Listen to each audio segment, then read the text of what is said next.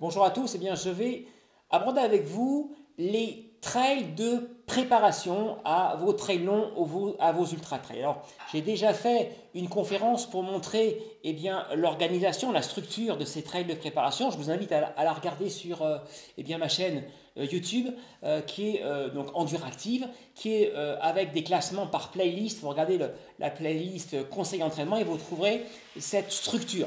Mais je vais aborder avec vous de manière plus systémique l'intérêt de ces trails de préparation.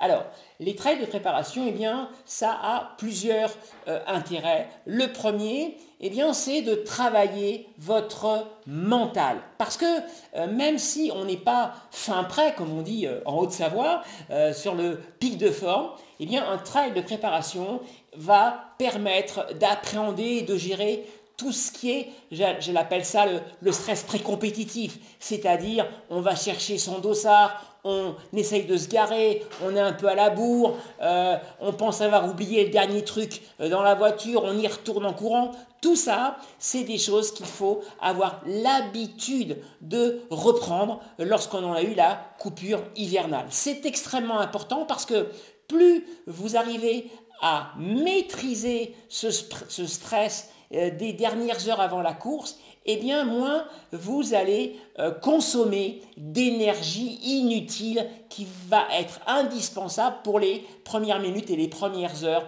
de votre trail et qui peut impacter pendant de longues heures un trail long par exemple. C'est donc extrêmement important de ne pas se contenter d'une seule course. Voilà pourquoi je recommande notamment aux athlètes que je coach des trails de préparation. Alors pas forcément très longs, 20, 25, 30 km. On va les enchaîner tous les 15 jours, 3 semaines. Quand on a une solide préparation, on récupère facilement. C'est aussi des temps où on va travailler les intensités élevées. C'est donc le premier intérêt.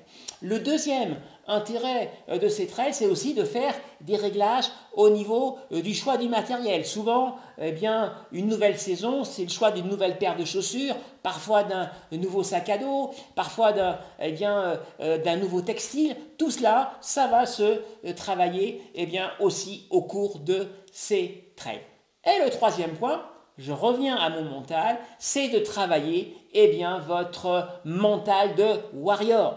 Parce que sur un trail, on va quand même avoir une gestion mentale différente que même si on fait une séance à haute intensité à l'entraînement. Donc ce stress pré-compétition et le stress du warrior où on va quand même tout donner. Voilà pourquoi je dis qu'un trail de préparation, on n'y va jamais pour aller ramasser les rhododendrons ou cueillir les myrtilles. On y va, on sait qu'on n'est pas forcément à son pic de forme, mais on va tout donner et on ne renonce pas s'il y a de la boue, on ne renonce pas s'il pleut, on ne renonce pas s'il fait froid, on va s'habiller en conséquence, on va s'équiper en conséquence, mais on y va comme un guerrier, comme une guerrière, parce que lorsque vous allez être sur un ultra trail, vous aurez des moments de dur et de très dur.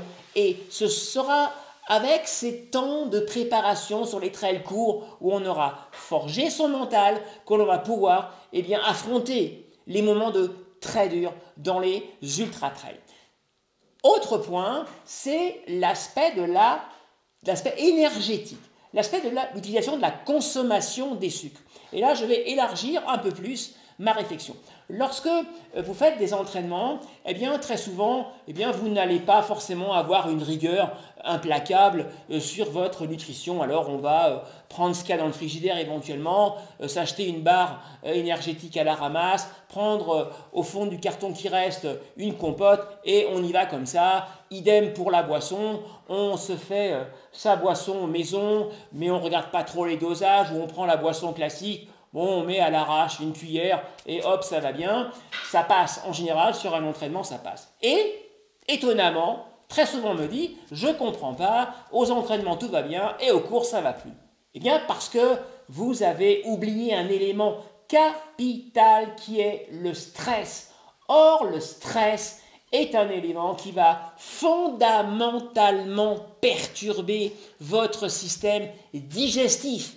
Et donc, une digestion tranquille sur un entraînement sans stress alors que l'on est en course, eh bien ça change tout. Il est donc extrêmement important de préparer et d'entraîner. Je rappelle que le mot entraînement est lié intimement du point de vue étymologique à la notion de préparation. On va préparer son corps à cette situation. Et notamment, autre point sur la nutrition, sur les quantités très importantes de glucides. Lorsque vous faites des entraînements, très souvent, vous allez être sur des consommations de glucides bien inférieures à celles que vous allez devoir prendre en course, parce qu'en course, encore une fois, vous allez augmenter vos besoins de glucides parce qu'il y a du stress en plus et que le stress est un des facteurs essentiels dans la consommation du glucose. Je vous rappelle que votre cerveau ne tourne qu'au sucre. Il est donc fondamental de bien penser que de toute façon, en course, à niveau d'intensité identique à l'entraînement, vous allez consommer beaucoup plus de glucides. Et ces quantités énormes de glucides que vous allez prendre, par exemple sur un ultra-trail, eh bien, il faut apprendre à l'organisme à s'habituer, à les digérer, à les assimiler, à les exploiter.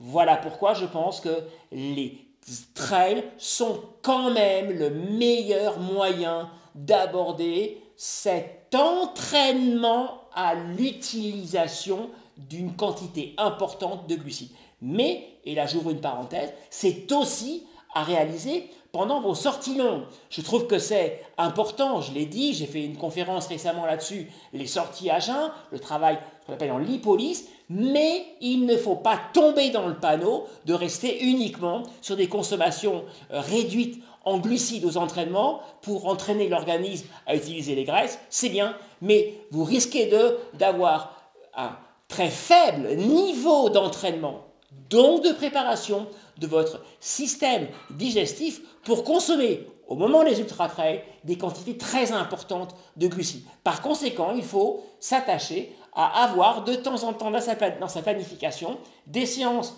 de grande intensité sur des durées importantes, 3, 4, 5 heures, où l'on va se forcer à avoir les mêmes quantités de glucides que l'on va absorber sur l'ultra-trail. Alors, pour faire court, je vous donne un cadrage, un peu une fenêtre, j'allais dire, qui le situe à minima autour de 50 grammes. Et lorsque l'on est un élite, on peut aller sur des quantités beaucoup plus importantes, 80-90 grammes par heure. Voilà, mais sachez qu'en gros, il faut être capable de préparer notre organisme pour qu'il puisse régulièrement, sur plusieurs heures, être capable de digérer, d'assimiler et de donner à nos cellules un minimum de 50 à 60 grammes de glucides par heure. Donc pour toutes ces raisons, je pense qu'il est extrêmement important de préparer votre saison et de planifier des petits trails de préparation. Il y a quand même souvent sur ces trails encore de la place. Mais écoutez à tous, un très bon entraînement. Alors, je rappelle évidemment que tout cela, toutes mes conférences, vous pouvez les voir à la fois sur ma chaîne Instagram et puis sur mon compte Instagram et puis sur ma chaîne YouTube. Merci.